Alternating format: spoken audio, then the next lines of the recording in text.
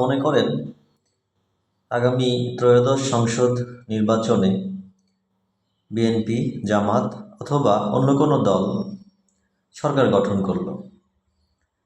সরকার গঠন করার পর তারা মোটামুটি 5 বছর দেশ পরিচালনা করলো। আবারও নির্বাচনের সময় ঘনিয়ে আসলো। এবার ওই সরকারের মনে হলো যে আমরা একটা যেন তেন নির্বাচন দিয়ে নিজের ইচ্ছে মতো ক্ষমতার মসনদকে একটু পাকাপোক্ত করব। তার জন্য তারা কি করতে পারে একটু আইডিয়া করেন তো। হ্যাঁ, ঠিক ভাবছেন, তারা অবশ্যই বলবে যে তাহলে এক কাজ করি, তত্ত্বাবধায়ক সরকার ব্যবস্থা বাতিল করে দিয়ে আমাদের নিজেদের আন্ডারেই নির্বাচন করব। কি ঠিক না? এইবার তারা গান গাওয়া শুরু করবে যে দলীয় সরকারের অধীনেই খুব ভালো সুষ্ঠু নির্বাচন হওয়া খুব সম্ভব। আমেরিকা সহ উন্নত বিশ্বে দলীয় সরকারের অধীনেই নির্বাচন পরিচালিত হয়, সেখানে তত্ত্বাবধায়ক সরকারের সিস্টেম নেই।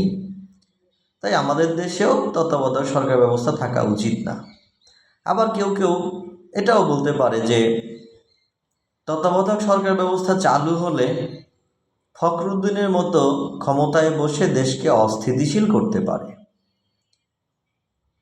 এই সকল ভুজুং ভাজুং বুঝিয়ে তারা চিন্তা করবে যে তারা বলবে যে আমরা তত্ত্বাবধায়ক সরকার ব্যবস্থা বাতিল করতে চাই, দলীয় সরকারের অধীনেই নির্বাচন করতে চাই।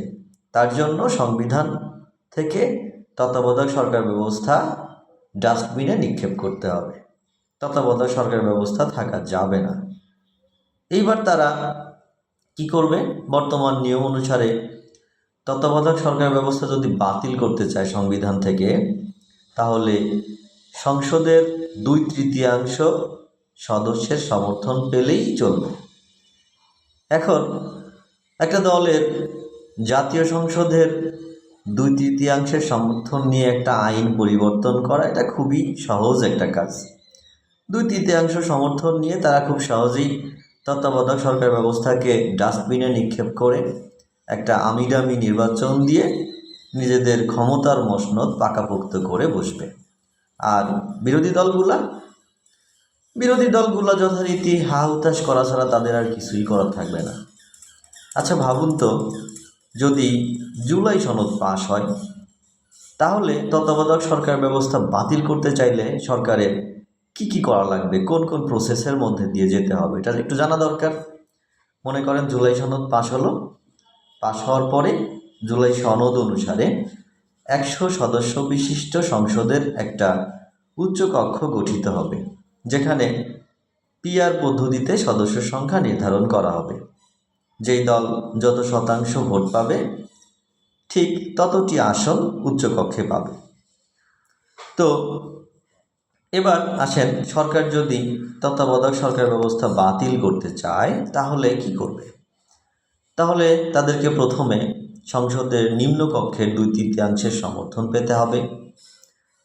মনে করেন তারা 2/3 সমর্থন পেল, এবার কি করতে হবে? এবার এই আইনটা চলে যাবে উচ্চকক্ষে। উচ্চকক্ষের 51 জন সদস্যের সমর্থন পেতে হবে।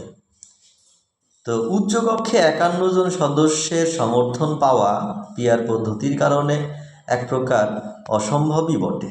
কারণ পিআর পদ্ধতিতে কোনো দল উচ্চকক্ষে 51 জন সদস্য নিজেদের পক্ষে নিতে পারবে, এটা খুবই কঠিন সাধ্য একটা কাজ। তারপরেও মনে করেন যে সরকার বিরোধী দলের কিছু সদস্যকে, উচ্চকক্ষের সদস্যকে ম্যানেজ করে 51 জন সদস্যের সমর্থন নিয়ে উচ্চকক্ষেও আইনটা পাশ করে ফেললো। এবার কি হবে? এইবার শুরু হবে আসল খেলা। সরকার এবং বিরোধী দল নিজেদের মধ্যে আঁতাত করে তত্ত্বাবধায়ক সরকার ব্যবস্থা বাতিল করার জন্য যে আইনটা তারা করতে চায়, এই আইন পাশ করার জন্য তাদেরকে জনগণের দ্বারস্থ হতে হবে, তাদেরকে জনগণের কাছে আসতে হবে, আপনার কাছে আসতে হবে। আপনার কাছে আসবে, এই আইনটা গণভোটে পাশ হবে, তারপর তারা পরিবর্তন করতে পারবে। অর্থাৎ আপনার অনুমতি ছাড়া কোনো সরকার তত্ত্বাবধায়ক সরকার ব্যবস্থা কোনো ক্রমেই বাতিল করতে পারবে না যদি জুলাই সনদ পাশ হয়। এখন আপনিই বলুন, জুলাই সনদ কি পাশ হওয়া উচিত? যদি উচিত মনে করেন তাহলে আগামী গণভোটে অবশ্যই হ্যাঁ এর পক্ষে একটা ভোট দিবেন ইনশাআল্লাহ। আসসালামু আলাইকুম।